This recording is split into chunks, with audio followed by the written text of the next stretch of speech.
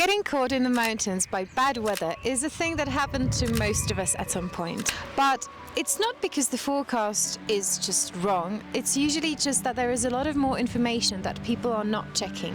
So here's what mountain athletes are actually looking at before they're heading out. Wind speed is measured at 10 meters above the ground, which in the mountains is the parking lot in the valley. What matters is what the wind is doing at the altitude that you're actually going to be at, and that's usually a different question.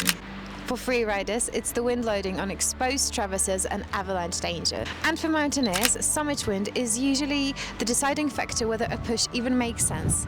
And for paragliders, the whole launch assessment actually starts at the altitude they'll be flying at. On windy.com, you can easily check this by just pulling the slider to the altitude that you want to check. Alongside wind speed, it's good to check the wind gust layer as well. Gusts are the peak wind speed recorded in the last 3 hours, which can significantly affect the average wind speed.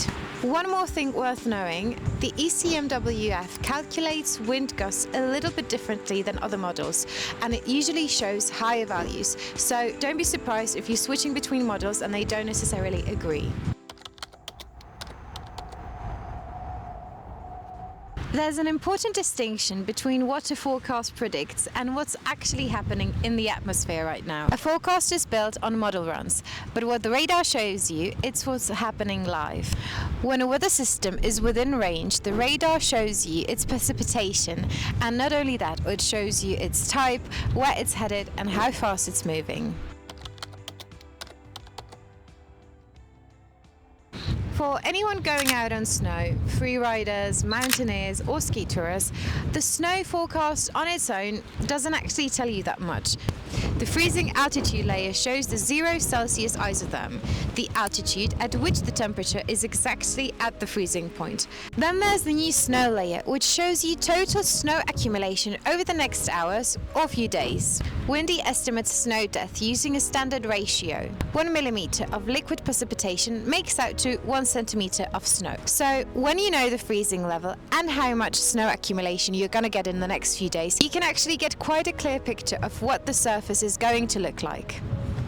And then, having looked at all the predictions, there's the final check that no forecast can replace.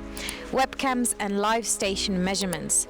Real cameras mounted in mounted terrain showing you what conditions look like right now, and physical stations on the ground reporting actual measurements from the last few minutes.